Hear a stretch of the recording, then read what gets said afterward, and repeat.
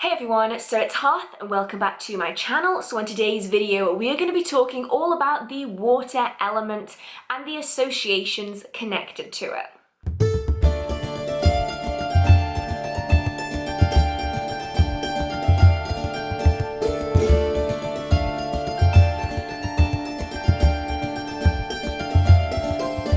So often in spellwork and ritual, you'll find that people will work with the element of water, or they'll work with all of the elements in a working or a ritual. Now, a lot of the time when they will cast a circle to call in the quarters, they'll use a dish of water, or they'll use a chalice. If they're having an altar set up, they'll have water just sitting on an altar. Now, this isn't suitable for everyone. I mean, if you have small children, if you have pets, if you live in an environment with lots of people, having a glass of water just sitting on a table is probably gonna get knocked over or go missing real quick. I know if I left a glass in my family home for longer than 4 minutes, it would be in the dishwasher. Like, whoomph, gone. Mom, where's my glass of water gone? Oh, Elle, it's in the dishwasher. It's like, great, I was using that. So, what are some options if you don't want to just use liquid water? Now, I say liquid water because some people do use ice in their magical workings to relate to the water element, but a lot of people do just use water. But what can you use besides liquid water? Are there any other options? Well, there are a lot that you can adapt and change to go with your magical practice. Now, one thing that a lot of people will do is they will actually use crystals to represent all of the elements. So rather than having to bring with them to ceremonies a collection of items that represent each element, they'll instead just carry around 4 stones. One for fire, earth, air and water. Now, this is also really good if you're doing circle casting and you're doing a ceremonial circle casting and you're calling in the quarters.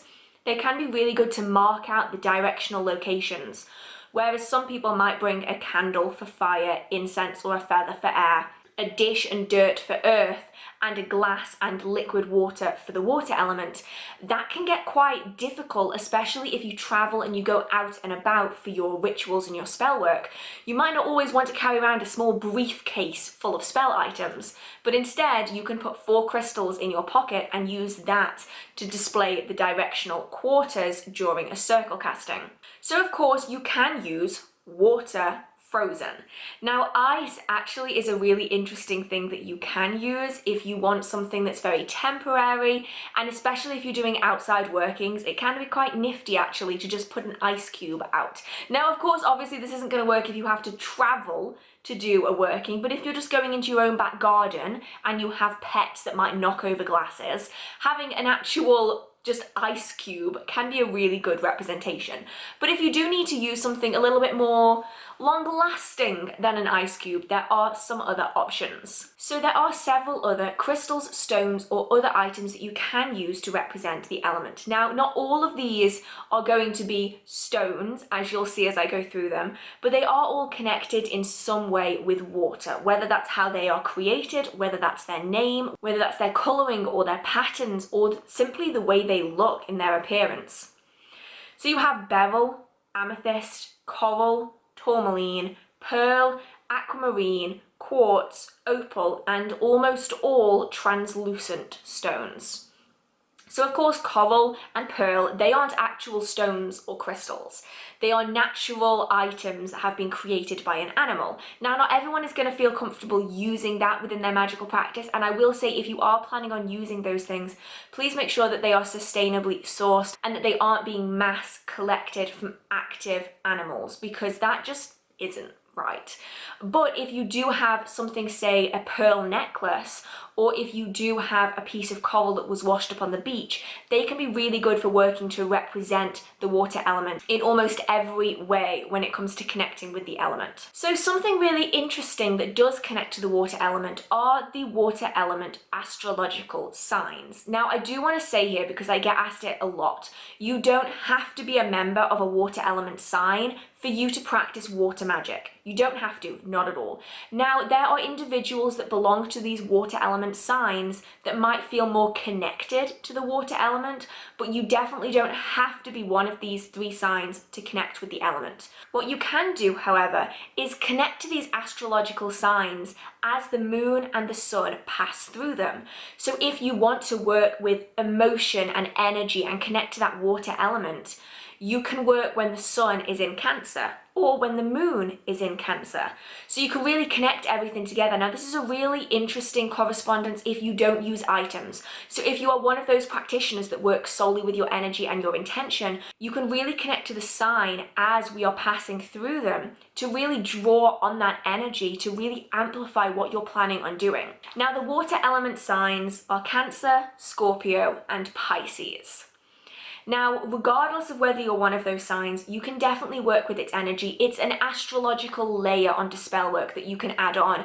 If you want to, there's lots of calendars available online that will tell you what moon we're going into, what sun phase we're going into, where we are, so that you can really plan your workings accordingly. And if you do plan on working with all of the elements, you're able to almost immediately map out the kind of workings you're going to want to be doing through the entire year.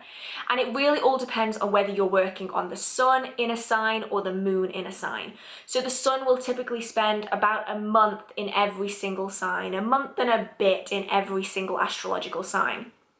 The moon will actually only spend a couple of days in each sign, between 3 and 4 days per sign. So just by looking into the astrological cycles, you might immediately be able to plan out your elemental magic just by going off astrological sign and then adding everything on top of it. So if you are interested in that kind of working that includes the astrology, that could be a really interesting thing for you to look into.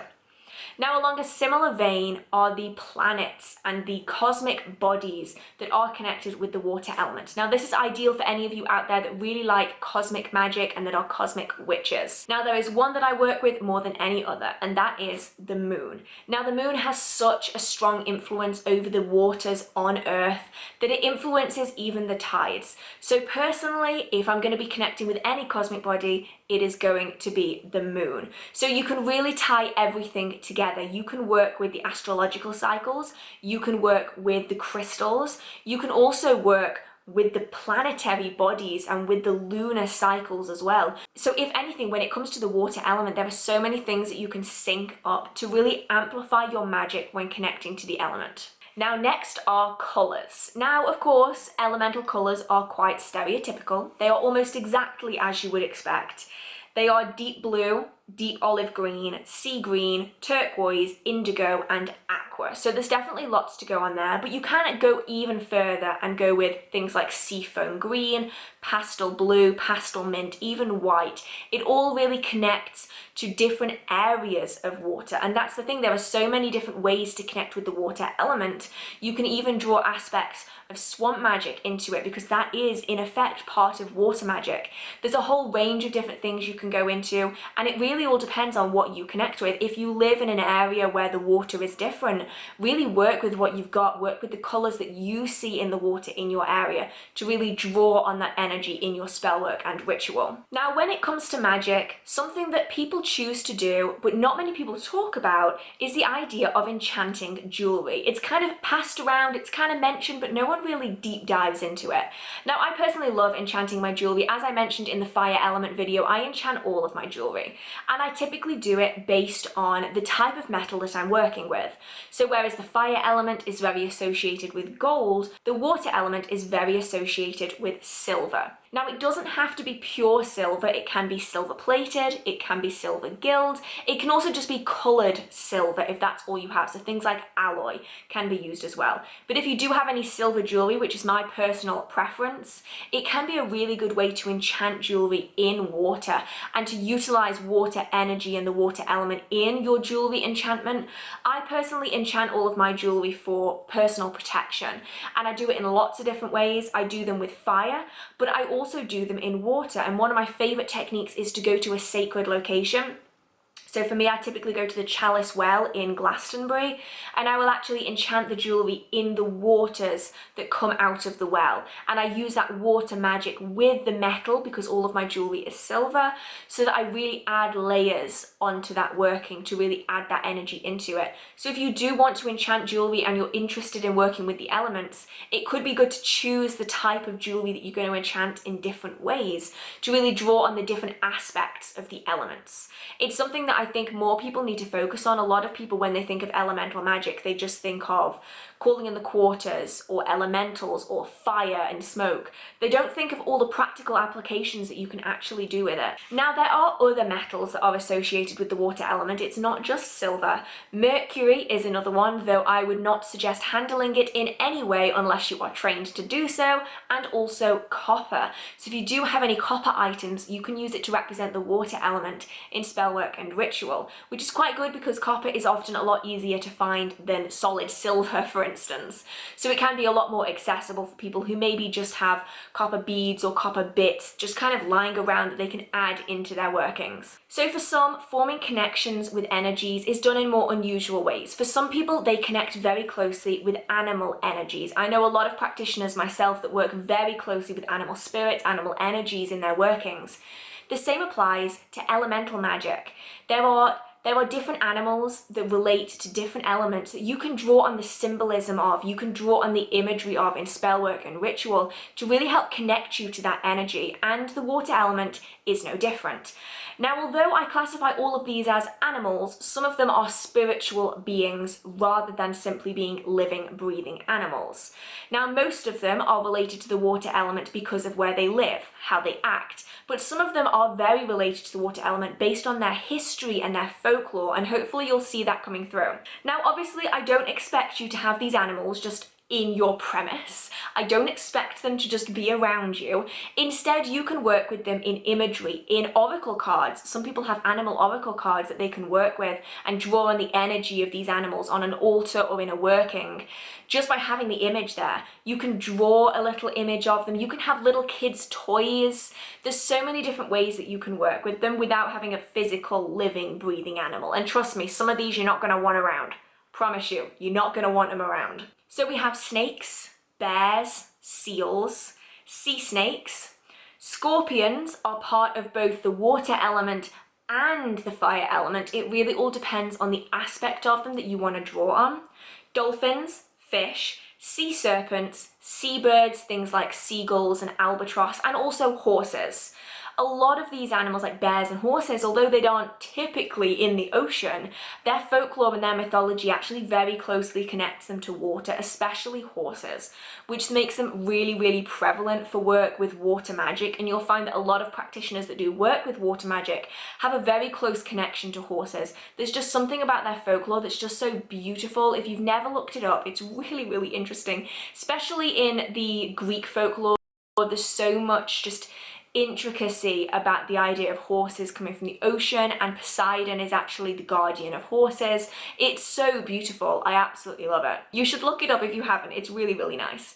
So you can work with these in altars, in candle work, in bath work, whatever it is that you are doing to really draw on that water element energy. If you connect more to animals and animal energies than other things. So next we have herbs. Now, when it comes to herbs being connected to an element, they can be used in a lot of different ways.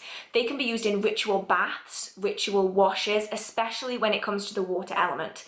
They can also be used in incenses, as offerings, and they can also be added into workings. So there's lots you can do with it. Just please make sure if you are going to consume a herb, use it in a working, burn it, or put it on your skin, that you know it is safe to do so, because some of these are not nice and you are not going to want to eat them, put them on your skin, burn them, or anything of the like. So please take care. Always do your research if you are going to be working with herbs in any form. So these are belladonna, lobelia, periwinkle, spearmint. Mint in general is pretty decent. Lemon balm, coltsfoot, lotus, and reeds. So there are obviously far more herbs. Different people will associate different herbs with different elements based on the way you connect with them. So me personally, I connect roses to the water element, but a lot of other people will connect them to the fire element or the earth element. So it really all depends on your gut instinct and your connection with the individual herbs.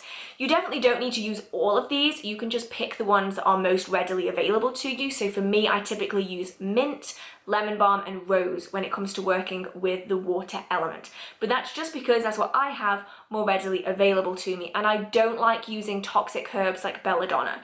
It's not something that I feel particularly comfortable doing, so I tend to avoid it myself. So if you like working with spiritual beings, that's definitely an option as well. Now I mentioned the idea of sea serpents earlier, you can definitely connect with them, but there are lots of beings that you can connect with when it comes to the water element. Now a lot of people will work with elementals, and some of the elementals of the water element are undines or undines. I'm never quite sure how to say it.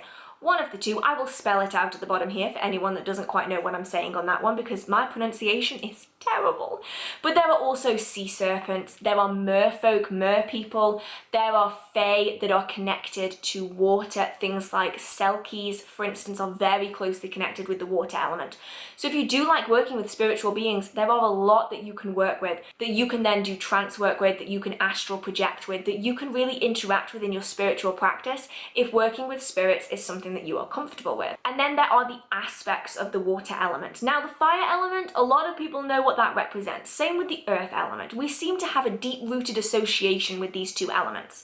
But when it comes with water, people often don't know what to work with it for. So just a few ways that you can work with it are for emotions. Any emotional turmoil, emotional question, emotional problem, whether that be within yourself, within someone else, within relationships, water is really, really good to work with. It's also really good for healing work, and healing waters is something that has been used for thousands of years. It's very closely connected with the water element, the idea of water having the ability to grant life, such as the fountain of youth, or the idea that there are locations around the world where the waters are sacred in some way, shape or form. So water is wonderful for healing spells. It's also good for sorrow, intuition, fertility and love. So there's really a lot of very powerful internal emotional stuff that you can work with when it comes to the water element. Now, what are some of the ways that you can work with the water element? Now, I know most people, when it comes to elemental magic, they will know about calling in the quarters and elementals. And that tends to be as far as their magical practice goes when it comes to the water element. It definitely shouldn't be. The water element is so diverse, it's so beautiful, there's so much you can do with it. So just a few things that you can do. I'm going to start with the very watery things first. Let's get those out of the way. So the first thing is scrying. Now, one of the most popular ways to scry is with water. It's known as water scrying, quite typically you would expect, and this is often done with a dark bowl filled with water. Now this can be different kinds of water. This can be moon water, sun water, thunder water, whatever it might be. There are lots of different waters that you can use. It can just be tap water if that's what you want. The idea being is that you enter into a trance-like state where you zone out at the water and you see what images, what items, what visuals come out to you as you're in this trance-like state, as you're staring into this water. It's all about tapping into your subconscious, tapping into that psychic energy that we all have but maybe don't use. So that's one really popular thing that you can do if you're very closely connected to the water element, or in particular if you want to answer any questions regarding emotions and internal turmoil. It's really good to water scry with that. Now, the other very popular techniques are ritual baths and ritual washes. Now, ritual baths, although they are commonly done for cleansing, they can be done for absolutely everything. Now, often what people will say is that do the ritual bath you need, not the ritual bath you want. And often ritual baths, they be nasty. They look grim, but they do a really, really good job. Water is a wonderful way of getting all of that energy into you. For whatever reason, water and ritual baths are just so wonderful for that. So you can do cleansing baths or cleansing rituals. They don't have to be in a bath, they can be in a shower as well, where you either visualize the water taking all of that toxic energy away from you down the drain, or you actually add items into that water that's going to help. So salt is really good for this, sage, rosemary, you know, people put some real intense stuff in these baths. And they wash themselves in it, or they tip it over themselves to help draw that energy away for cleansing, or they'll add things into the water that they want to add into their lives. So for a love bath, they might put crystals that are water safe. Please do not put any crystals in bath water that are going to leach toxins, leach chemicals, or dissolve.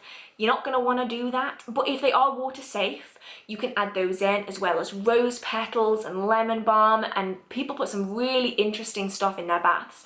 And it's a really unusual way of working with the water element that I think a lot of people don't do.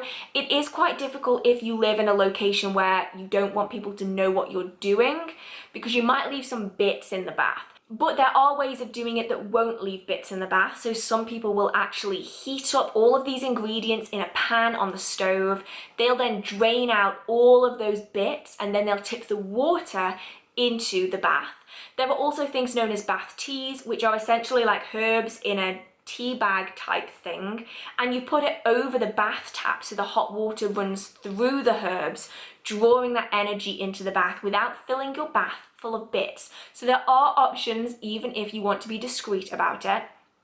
Now the other thing are ritual washes. Now you can buy pre-made ritual washes that are usually made by practitioners, so you don't have to do it yourself, or you can make your own by steeping a whole bunch of herbs in hot water, tipping it into a bucket of water, usually diluting it a little bit, and then you wash your floors with it. Now the way you wash your floors and surfaces, some people will even wash walls, really depends on what you're trying to achieve. If you were trying to get rid of something, you will go top to bottom, back to front, out the front door.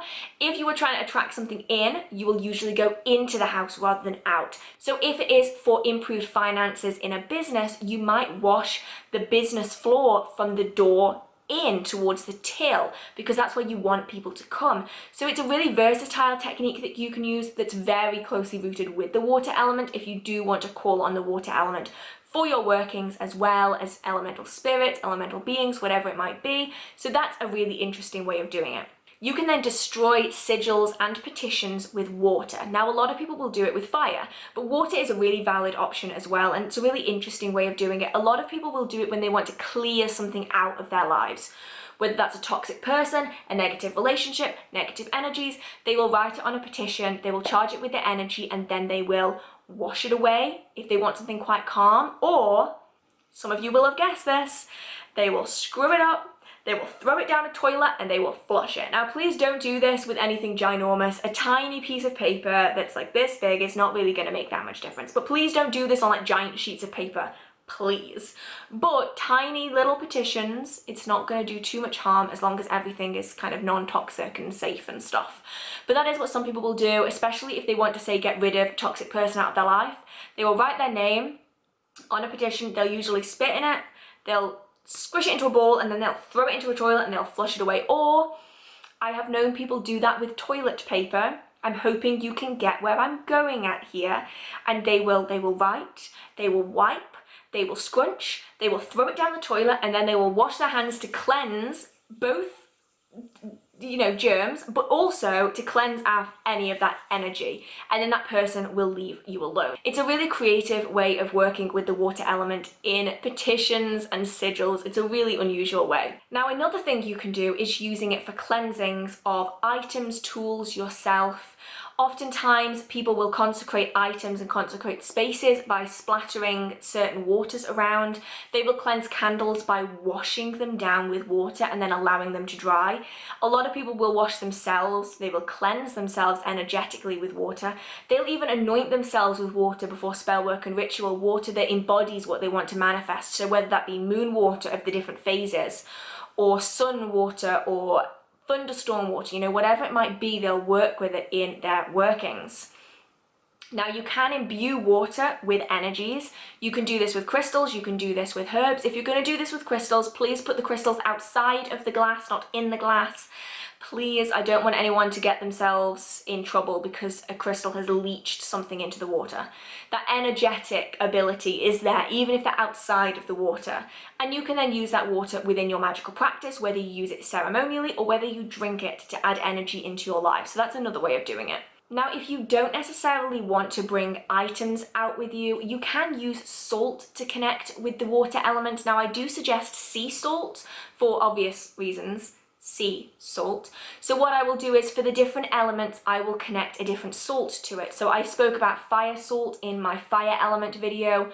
When it comes to the water element, I do work with sea salt. Now I will say that if you're going to be using sea salt, please use it responsibly. Don't scatter it on the earth, don't put it in plants, because you will kill the land if you put salt on it. So just keep it in nice safe containers, but it is a really good way of working with something that is from the sea but isn't water, because it allows you to carry it around a lot easier and it stores a lot better as well. Now it is really about building everything up. You can make your working super simple. So if you work solely with intention, energy and visualization, no tools, no items, nothing. You can visualize an ocean, you can visualize a stream, a lake, a pond, depending on the type of energy you want to work with. You can visualize color. Inside your mind, you could have a whole altar set up of items if you wanted to. Or you can keep it super simple and just call on the energy of the elementals. Now I will say, if you're going to be working with spiritual beings, including elementals, fae, whatever it might be, please make sure that you are always giving back what you have said that you are going to give back. Usually they won't do something for nothing, they will want something in return. And if you don't give them that something in return, they will not do the working that you ask them to do, and they might smite you in the process. So always give them what you agreed to give them. It's only fair, isn't it? They are working for you, so you give them something back. A fair wage, let's say. So you can just work with elemental beings, with spirit. You could set up altars where the cloth is blue and there is a scrying dish in the center and there are elemental symbols. So I will stick up right here the water element alchemical symbol, so you can work with that in your workings if you wanted to. You can dress candles with it if you want to work with candle magic, but with the elements. So you can dress a blue candle with oil that has been infused with the herbs that I mentioned here connected to the water element, and you can dress them onto a candle, and then you can work with the different elements with candles.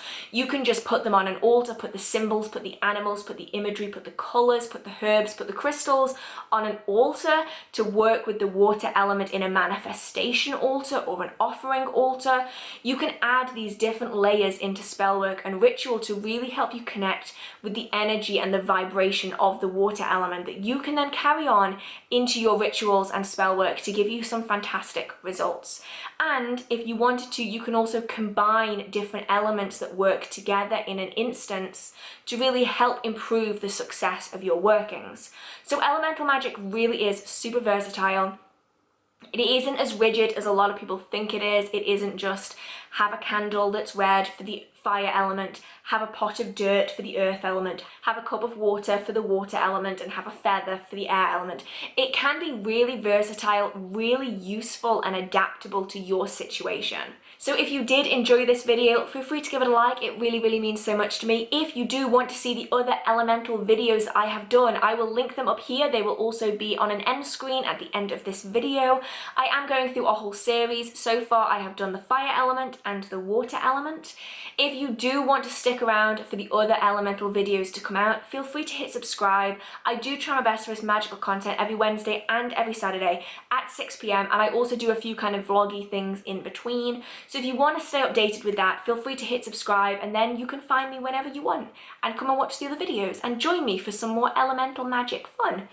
So if you do have any questions, comments, concerns, video ideas, or just want to chit chat with the community down in the comment section, feel free to post a comment. Now, if you do want to chat more about elemental magic, there is a Discord server. I will link it down in the description box. It's completely free. You can chat with the community, have a bit of chit chat about how you work with the elements yourself, and get to know some of the other fellow community members. And finally, a massive thank you to all of my Patreon members. Your guys' names will be on the end screen. You help me so much and I really, really appreciate it. So much love to you guys. So yeah, I hope you are staying safe. I hope you have a marvelous magical day. I hope you enjoyed this video, and I will see you in the next one. Bye.